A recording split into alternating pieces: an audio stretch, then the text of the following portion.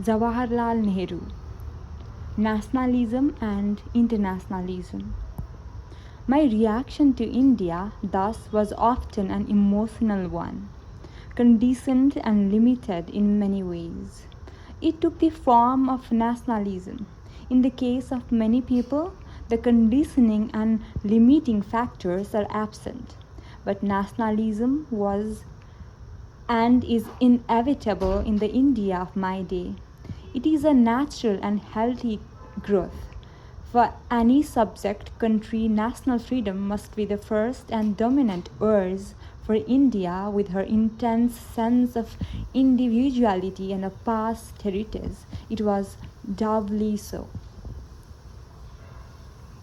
Recent events all over the world have demonstrated that the notion that nationalism is fading away before the impact of internationalism and proletarian movements has little truth. It is still one of the most powerful urges that move a people, and around it cluster sentiments and traditions and a sense of common living and common purpose. While the intellectual strata of the middle classes were gradually moving away from nationalism, or so they thought, labor and proletarian movements, deliberately based on internationalism, were drifting towards nationalism. The coming of war swept everybody everywhere in the net of nationalism. This remarkable resurgence of nationalism, or rather a rediscovery of it, a new realization of its vital significance, has raised new problems and altered the form and shape of old problems. Old established traditions cannot be easily scrapped or dispensed with. In moments of crisis, they rise and dominate the minds of men, and often, as we have seen, a deliberate attempt is made to use those traditions to rouse the people to a high pitch of effort and sacrifice.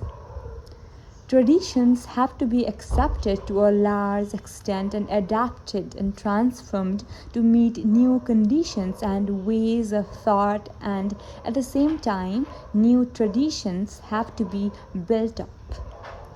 The nationalist ideal is deep and strong. It is not a thing of the past with no future significance. But other ideals, more based on the ineluctable facts of today, have arisen: the international ideal and the proletarian ideal, and there must be some kind of fusion between these various ideals if we are to have a world equilibrium. And the lessening of conflict. The abiding appeal of nationalism to the spirit of man has to be recognized and provided for, but its sway limited to a narrower sphere. If nationalism is still so universal in its influence, even as countries powerfully affected by new ideas and international forces, how much more must it dominate the mind of India? Sometimes we are told that our nationalism is a sign of our backwardness, and even our demand for independence indicates our narrow mindedness. Those who tell us so seem to imagine that true internationalism would triumph if we agreed to remain as junior partners in the British Empire or Commonwealth of Nations.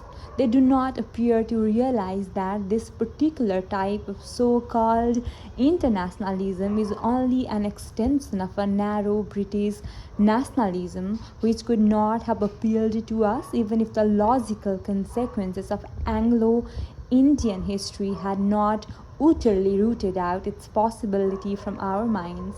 Nevertheless, India, for all her intense nationalistic fervor,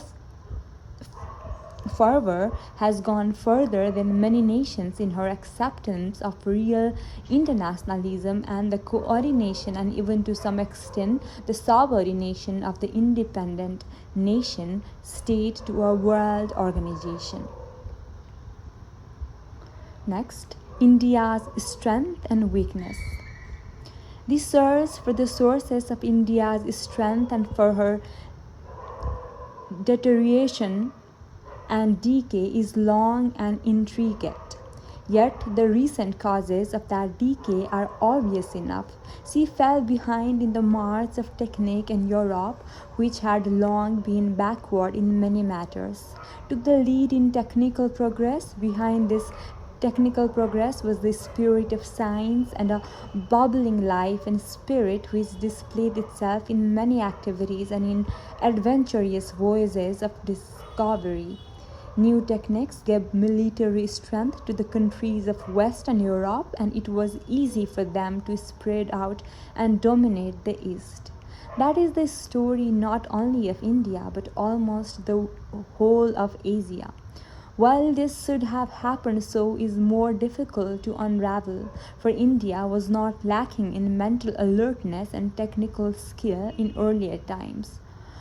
One senses of progressive deterioration during centuries, the urge to life and endeavor become less. The creative spirit fades away and gives place to the imitative, where triumphant and rebellious thought had tried to pierce the mysterious of nature and the universe.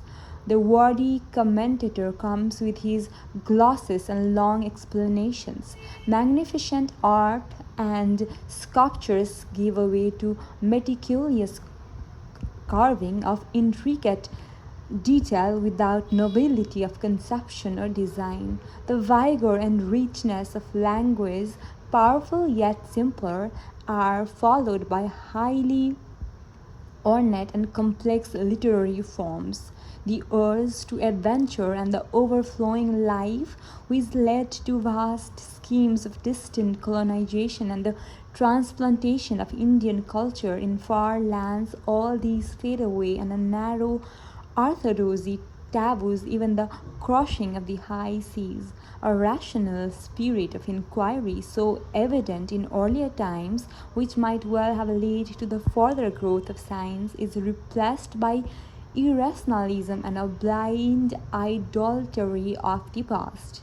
Indian life becomes a sluggish stream, living in the past, moving slowly through the accumulations of dead centuries. The heavy burden of the past crushes it, and a kind of coma seizes it. It is not surprising that in this condition of mental stupor and physical weariness, India should have deteriorated and remained rigid and immobile while other parts of the world marched ahead. Yet, this is not a complete or wholly correct survey. If there had only been a long and unrevealed period of rigidity and stagnation, this might well have resulted in a complete break with the past, the death of an era, and the erection of something new on its ruins. There has been such a break, and there is a definite continuity. Also, from time to time, vivid periods of renaissances have occurred, and some of them have been long and brilliant. Always there is visible an attempt to understand and adapt the new and harmonize it with all old, or at any rate with that old retain an external form only as a kind of symbol, and changes its inner content, but something vital and living continues. Some urge driving the people in a direction not wholly realized, and always a desire for synthesis between the old and the new. It was the urge and desire that kept them going and enabled them to absorb new ideas while retaining much of the old. Whether there was such a thing as an Indian dream through the ages, vivid and full of life, or sometimes reduced to the murmurings of the troubled sleep, I do not know. Every people and every nation has some such beliefs or myths of national destiny, and perhaps it is partly true in each case. Being an Indian, I am myself influenced by this reality or myth about India, and I feel that anything that had the power to mold hundreds of generations without a break must have drawn its enduring vitality from some deep well of strength and have had the capacity to renew vitality from age to age. Was there some such well of strength? And if so, did it dry up or did it have hidden springs to replenish it? What of today? Are there any springs still functioning from which we can refresh and strengthen ourselves? We are an old race, or rather an odd mixture of many races, and our racial memories go back to the dawn of history. Have we had our day, and are we now living in the late afternoon or evening of our existence, just carrying on after the manner of the aged, constant, devitalized, uncreative, desiring peace and sleep above all else? No people, no races remain unchanged. Continually, they are mixing with others and slowly changing. They may appear to die almost and then rise again as a new people or just a variation of the old. There may be a definite break between the old people and the new, or vital links of thoughts and ideals may join them. History has numerous instances of old and well established civilizations fading away or being ended suddenly, and vigorous new cultures taking their place. Is it some vital energy, sonic source of strength that gives life to a civilization or a people without which all effort is ineffective, like the vain attempt of an aged person to play the part of a youth? Among the peoples of the world today, I have sensed this vital energy chiefly in three Americans, Russians, and the Chinese, a queer combination. Americans, in spite of having their roots in the old world, are a new people, uninhibited and without the burdens and complexes of old races, and it is easy to understand their abounding vitality. So also are the Canadians, Australians, and New Zealanders, all of them largely cut off from the old world and facing life in all its newness. Russians are not a new people, and yet there has been a complete break from the old, like that of death, and they have been reincarnated anew in a manner for which there is no example in history. They have become youthful again with an energy and vitality that are amazing. They are searching for some of their old roots again, but for all practical purposes, they are a new people, a new race, a new civilization. The Russian example shows how a people can revitalize itself, become youthful again, if it is prepared to pay the price for it and tap the springs of suppressed strength and energy among the masses. Perhaps this war, with all its horror and frightfulness, might result in the rejuvenation of other peoples also, such as survived from the Holocaust. The Chinese stand apart from all this. They are not a new race, nor have they gone through that shock of change from top to bottom which came to Russia. Undoubtedly, 7 years of cruel war had changed them, as it must. How far this change is due to the war or to more abiding causes, or whether it is a mixture of the two, I do not know. But the vitality of the Chinese people astonishes me. I cannot imagine a people endowed with such bedrock strength going under. Something of that vitality which I saw in China I have sensed at times in the Indian people also. Not always, and anyway it is difficult for me to take an objective view. Perhaps my wishes distort by thinking. But always I was in charge for this in my wanderings, my thinking. But always I was in charge for this in my wanderings among the Indian people. If they had this vitality, then it was well with them and they would make good. If they lacked it completely, then our political efforts and shouting were all make believe and would not carry us far. I was not interested in making some political arrangement which would enable our people to carry on more or less as before, only a little better. I felt they had vast stores of suppressed energy and ability, and I wanted to release this and make them feel young and vital again. India, constituted as she is, cannot play a secondary part in the world. She will either count for a great deal or not count at all. No middle position attracted me, nor did I think any intermediate position feasible. Behind the past quarter of a century's struggle for India's independence and all our conflicts with British authority lay in my mind and that of many others the desire to revitalize India. We felt that through action and self imposed suffering and sacrifice, through voluntarily facing risk and danger, through refusal to submit to what we considered evil and wrong, would we recharge the battery of India's spirit and waken her from her long slumber? Though we came into conflict continually with the British government in India, our eyes were always turned towards our own people. Political advantage had valued only in so far as it helped in the fundamental purpose of ours.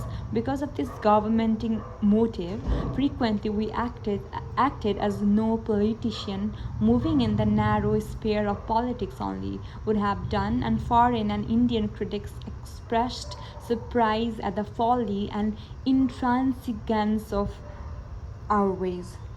Whether we were foolish or not, the historians of the future will judge. We aimed high and looked far. Probably we were often foolish from the point of view of opportunist politics, but at no time did we forget that our main purpose was to raise the whole level of the Indian people psychologically and spiritually, and also, of course, politically and economically. It was the building up of the real inner strength of the people that we were after, knowing generation of simple knowing that the rest would inevitably follow. We had to wipe out some generations of shameful subservience and timid submission to an arrogant alien authority.